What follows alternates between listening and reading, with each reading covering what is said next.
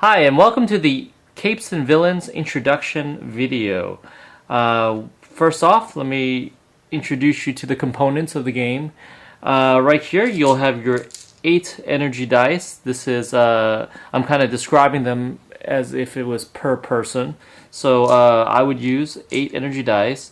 This is a overpower dice that will be used if playing in overpower mode. Right here is my character card. In this example, I'm using the Rabid Skunk. And of course, here's the deck, the character deck that is represented by the Rabid Skunk. Now, on the back of the character card is actually the Overpower card right here. But we won't get into that right now. We'll use that for another video. But just so you'll know, I mean, this is the front, this is the back. Over here you'll see the overpower abilities, which correspond to the overpower dice. But since we're not using this right now, I'm going to remove this and put this here. So the basic setup is very simple. Your character card will go above your character deck. When you begin the game, you will draw 5 cards. 1, 2, 3, 4, 5. Any cards that you use from your hand will be put in the cycled area. Any dice that you use to fortify or you use for tactic cards, or when you finish using these dice by playing a character ability or super move, you would put it right here in the dice cycled area. And then here is the energy field where you will roll your energy dice. This is your battlefield, and let's say I have a super, I would put that over here in the charging area. So that would be like a 6 here. So there you go. That's pretty much the layout. And then your opponent will be on this side, and they will look symmetrically the opposite or inverted version of this. Let's talk about character cards. So a character card represents the deck that you're using. In this case, the Rabid Skunk. His ability is right here. It's called Nightfall, and it requires you to charge 4 dice with the value of 4, 3, 2, 1. The ability is right here, and an ability can be played on your attack turn or your opponent's attack turn, and it lasts for just that one turn versus one round. The difference between a turn and a round is an attack is considered one turn. So if I attack, it's one turn. You attack is another turn. When it's my turn to attack again, it's considered one round. For these abilities right here, when you charge, you don't actually have to play it right away. If I charge the 4, 3, 2, 1 value, I can wait maybe 2 turns after before I play it. It doesn't matter. It's whatever strategy I want to use. Once I use the ability, the dice go to the holding area for the remainder of that turn, and I can, if I wanted to, I can recharge this again, because character cards cannot go away. So on the back of character cards are the overpower mode version. In this case, the Wild Skunk. Here are his 3 abilities, and we'll talk more about this when we talk about overpower mode. But for now, let's talk about the character deck. So a character deck that comes with the game, it has 30 cards in it. You can actually modify it to be up to 60 cards. In the deck, they'll have attacks, defense, tactics, and super moves. Now, there are a lot of other cards in the game that you can add to your deck, such as agents, civilians, henchmen, items, locations, a lot of different things that you can do.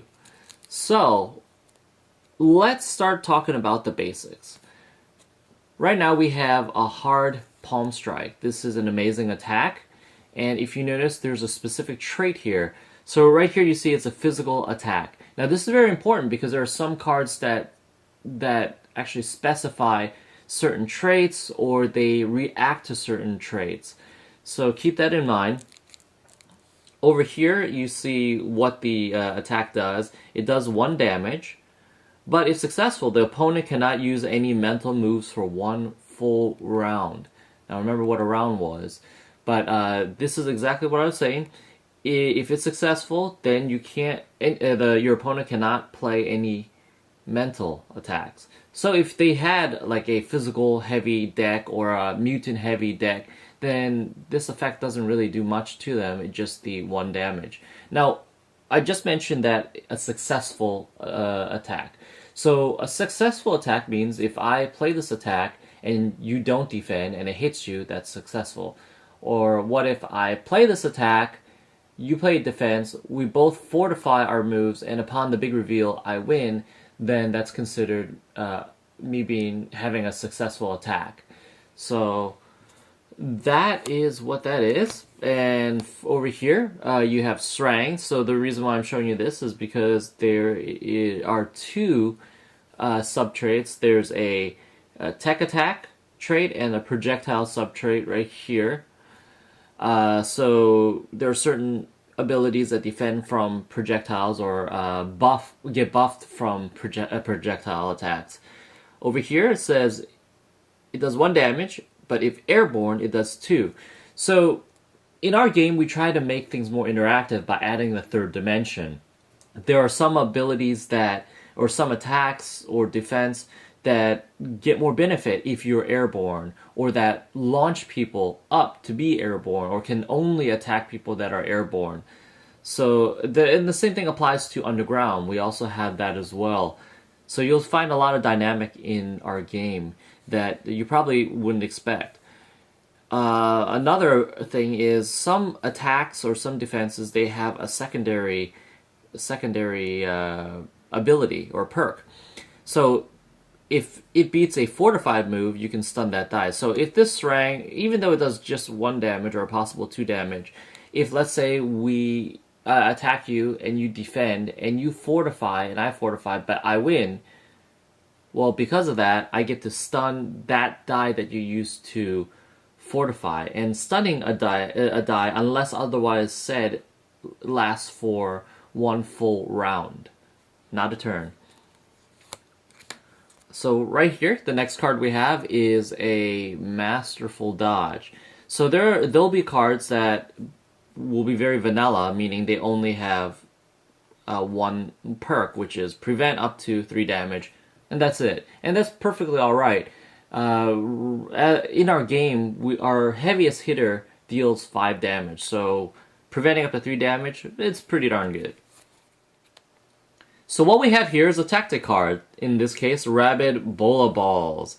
It's a tactic, and it requires a cost of 1 energy die of a value of 3. Now, tactic cards are a little different than super moves and such, because once you play them, then they're discarded, and you actually play them from your hand, usually as a reaction or response of something. So you could play this on your attack turn or your opponent's attack turn, and once you use it, the energy die you spend for this, as well as this card, goes to the discard area or the holding area. So next we have the super move. Now, super moves are pretty cool. They're really powerful. They also have a trait as well. This is Rabid Rage. It's a physical super, or sensational super down here it says, and they usually cost 3 to maybe possibly 4 energy die, and like I said, they're pretty strong, but you have to charge them. You can't play them like you would a tactic card where you play them from your hand and they instantly work. You actually have to use die on them. So in order for me to play this card, what I'll do is, okay, I notice it's a 5, a 6, and a 6. So I would have to first charge the card. So what I would do is I'd play it out of my hand and put either a 5 or a 6 on it. So I put it off to the side, and we'll show you this when we talk about the actual game layout. But for this example, I'll charge it.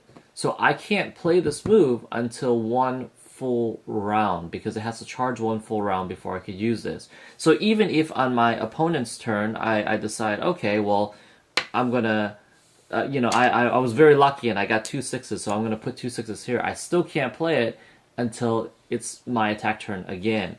because I can only play super moves on my attack turn.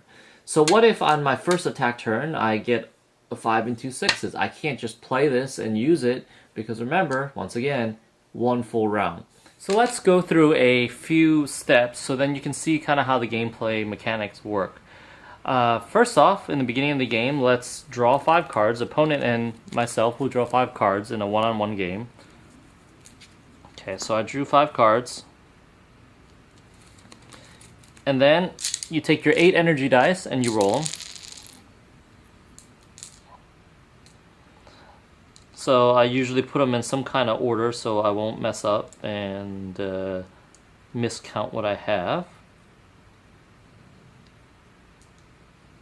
Now the dice are out in the open for your opponent and yourself, so that's kind of part of the strategy as well, because you're going to be second guessing them and them yourselves. So I have my hand right here that I just drew. Let's say I go first and it's my attack turn first. So I'm going to take a look, see what attacks I have. Alright, it seems like these 3 are attacks. So I'm going to play an attack. So like I said, if I wanted to, I could right now say, okay, my character card ability is 4, 3, 2, 1.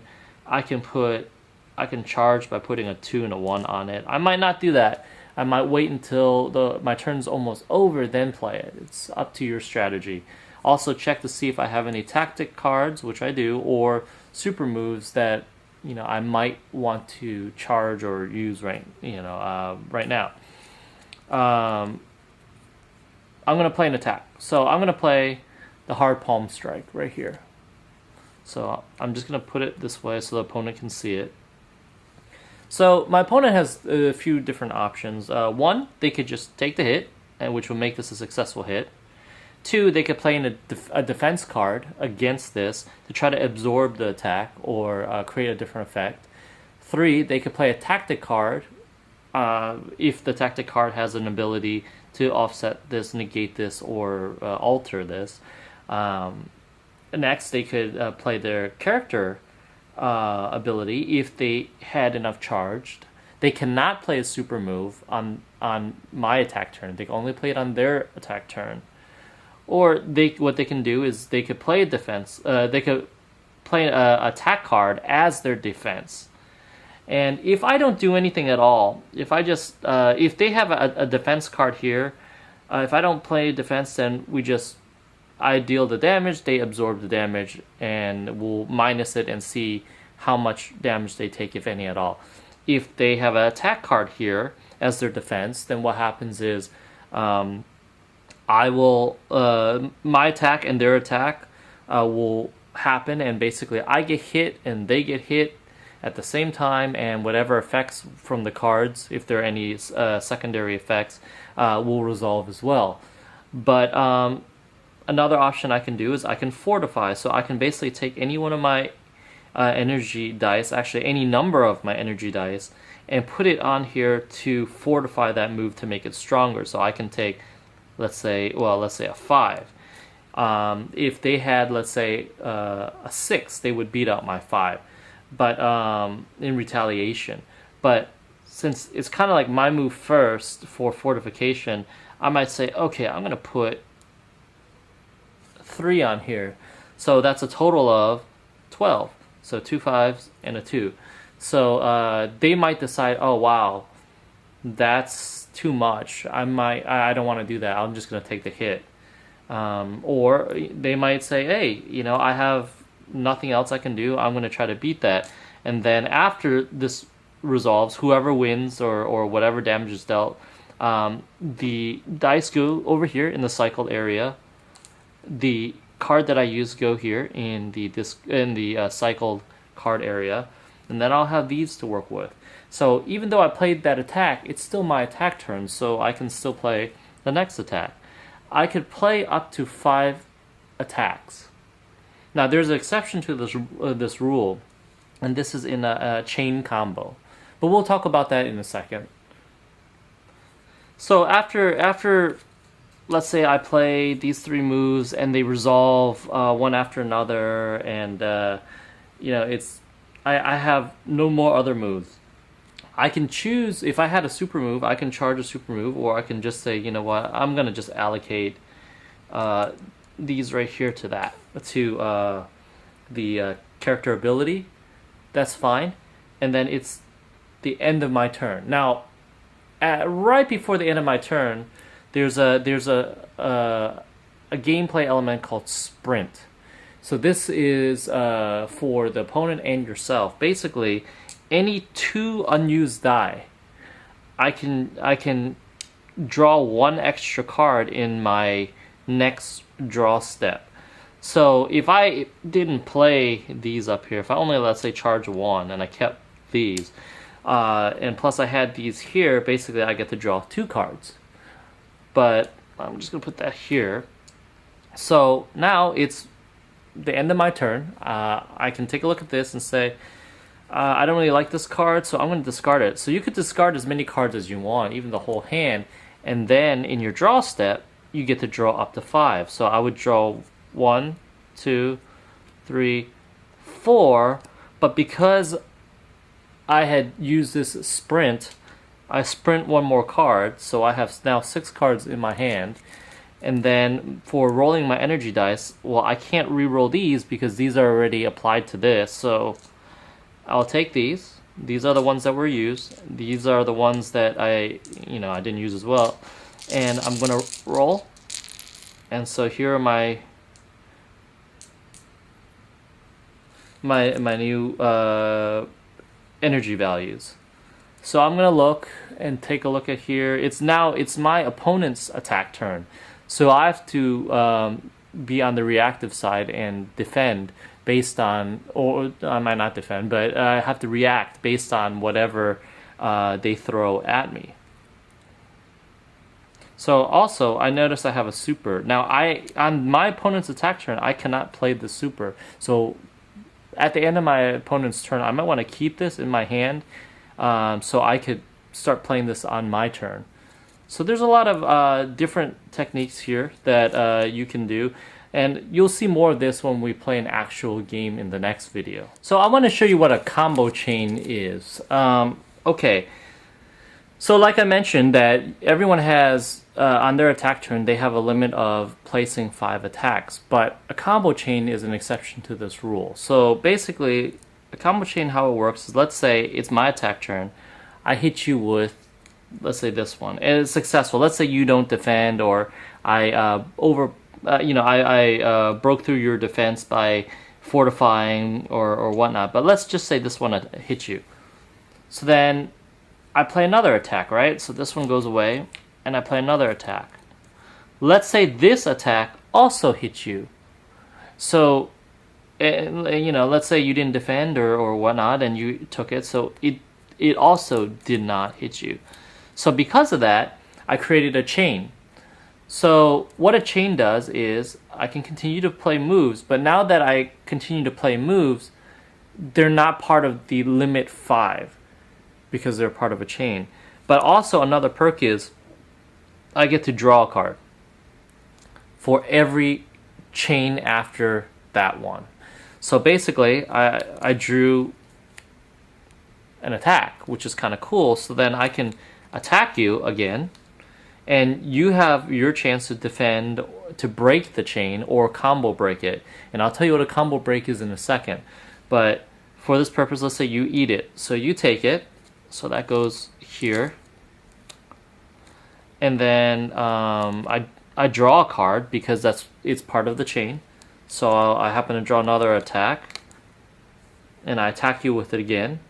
And of course, we could still do the fortification. You can also if you have a defense, try to fortify the defense. But even if you defend and succeed in the defense, you break my chain. So there is that to protect you. But eventually, I'm going to stop drawing attack cards like this. I stop drawing attack cards, and I might not have any more attacks in my hand, which I don't right now, which I'm going to have to end the chain. So when the chain is over, I pick it up to, okay, it's my attack turn. So more than likely, after you finish a chain, unless you're holding cards in your hand, like extra attacks, you're going to say, okay, I end my turn. But on the flip side, how does a person prevent themselves from getting consistently beaten up with an opponent's chain combo? Okay, so let's say here, my opponent hits me with an attack. Let's say this is from them. They hit me with an attack. I take it. They hit me with another attack. And they draw a card. Well, what I can do is I can put a defense down. Let's say I had a good defense, and let's say I put a defense down. I can fortify it, try to beat them. They can fortify it, or I could put a defense down, and if they don't fortify it, I'll just break their chain. But if, let's say, I don't have any defense cards, am I going to be in an infinite loop? No. Basically, I can choose to stun one die. Stunning a die means I can't use this die for one whole round. So that means I can't use this die since my opponent's attacking me. I can't use this die on this turn, when it's my turn again for attack, and until it's their turn again. So I will put this aside under here as a stunned die. So I can't use that. And then I break their chain combo. Now, when I break their chain combo, it's kind of cool too. If I break it and I have an attack in my hand, so let's say I do have an attack in my hand, I can do a counter attack. So, okay, so they kept chaining me, and I said, okay, I'm going to stun my die. I'm not going to use it anymore for one round, and then I'm going to counterattack with this. So basically it's their attack turn, but I'm attacking on their attack turn with a counter hit. And this is unblockable. So when I counterattack them, this is unblockable. So they're going to have to take it no matter if they have a defense or not. And I can also, if I had another attack, let's say I had another attack following that, I could play another attack and start my own chain and continue to chain them if I had those cards in hand. So basically when I chain, of course, I draw one, I place it if it's attack, or I can end it. So it can be a very back and forth epic battle where you just kind of pound on each other, start chaining combos, doing counters, counter attack, chain again, block, that kind of good stuff.